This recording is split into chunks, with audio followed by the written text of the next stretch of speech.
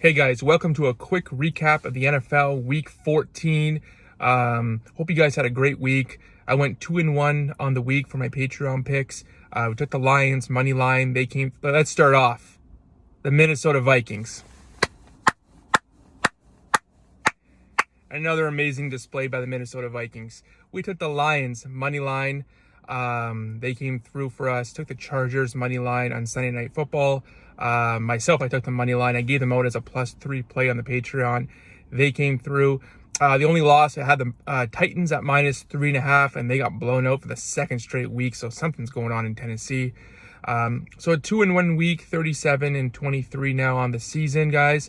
Having a great year, 61% through our first 60 plays of the year.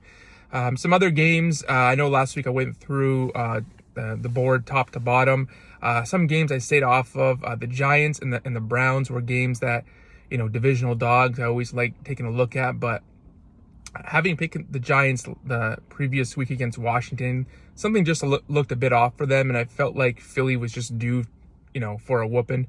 And they're better than the Giants, and I just stayed off of that game. Although I understand if you wanted to take them at +7. But I stayed away from that game. The Browns and Bengals, again, and the reason I looked at the Browns early in the week was because, they had won 5 straight against Cincy. They played them tough. They were getting 6.5 points. Deshaun Watson, second game, whatever, all that stuff. But Cincy is a team that I was fading the last few weeks, and they kept on winning, and I'm like, I got to get out of this team's way. They're rolling right now, so I stayed off of that game. Pittsburgh was one. Again, that was a tough game against Baltimore. Like I said in the video, I had a funny feeling about Baltimore in that game. But I actually if you took Pittsburgh, probably got a little bit unlucky because Pickett got injured and Trubisky came in. He threw like 3 picks. So you can't really do anything there. But otherwise, trying to think of other games that were on. I passed on the Kansas City-Denver game. I took Carolina. I was talking about that game. If you want to sprinkle some on the money line for Carolina, good spot for them. Kind of a bad spot for Seattle. They have another game coming up Thursday. So it was your classic sandwich spot. So maybe you guys picked Carolina. Hopefully you did, because you would have had a nice little payout there. Trying to think of the afternoon games. San Francisco and Tampa, stayed away from that game just because, again, Tampa, you could have made a reason to pick both of those teams, but Tampa Bay's offense continues to struggle, and they are going against the top defense. And again, the injured quarterback theory, you always like to back the rookie quarterback in the first game, and Purdy looked pretty good. So who knows what's going to happen with San Francisco and their quarterback situation going forward.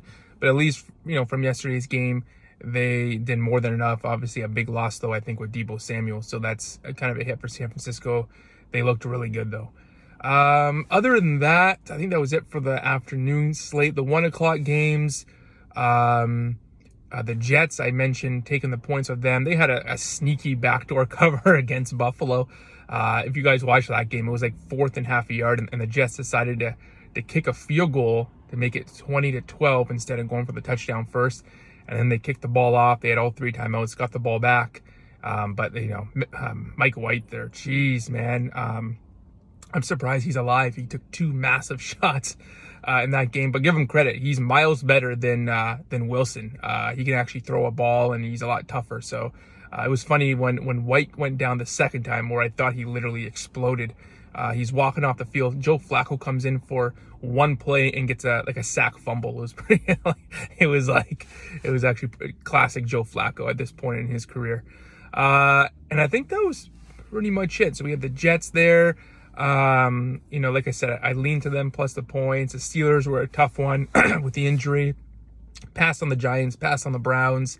I liked the Lions a lot, took them. The Titans game was kind of weird. They came out and they were rolling. But they had 3 turnovers in the first half. Tannehill with a terrible interception. Then he had a sack fumble. And after all that, they were still up 14-7 and driving. And then Henry was inside the 30-yard line of Jacksonville, and then had a weird fumble right on the sideline, and Jacksonville got it. And those turnovers killed him, because after that, Jacksonville dominated. Trevor Lawrence is just way better than Ryan Tannehill. It's actually crazy. Like, watching him move in the pocket, I'm like Tannehill can't do that. Tannehill is strictly a play action guy, and he needs a tight end and a wide receiver. And he lost that wide receiver in AJ Brown. I mean, Bobby Trees, as I call him, is solid and all, but he's not on AJ Brown's level. And yeah, I mean, Lawrence, it's crazy, as a second-year quarterback, way better than Tannehill already. Got to give him credit. As much as I hate, Doug Peterson at coach for Jacksonville, Vrabel is just like, Tennessee's a team that they cannot play from behind. Like, it's crazy. They're just a grinded out team. It continues to tell me that don't pick them when you're laying points, take them as dogs, because that was brutal.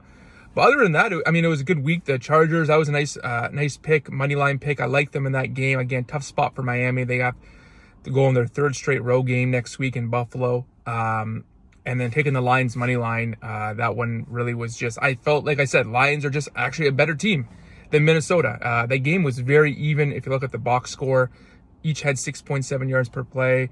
Total yards are pretty much the same. First downs were the same.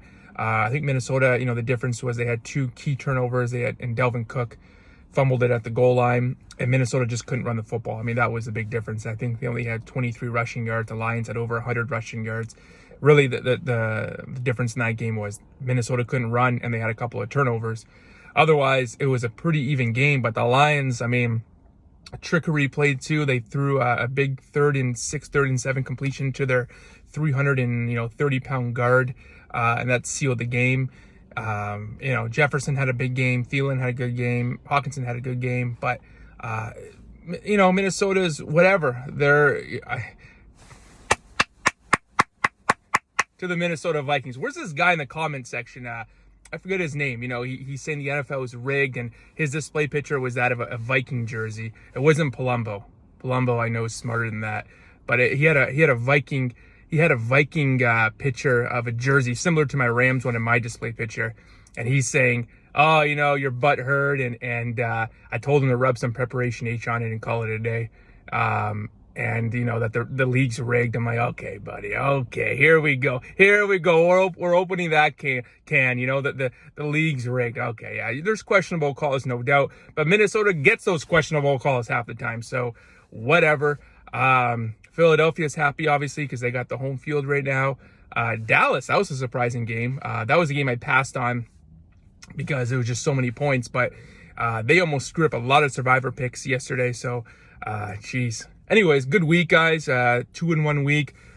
We will watch, I will film. You will watch a video later in the week for week 15. And let's keep her rolling, guys. Hope you had a really good week.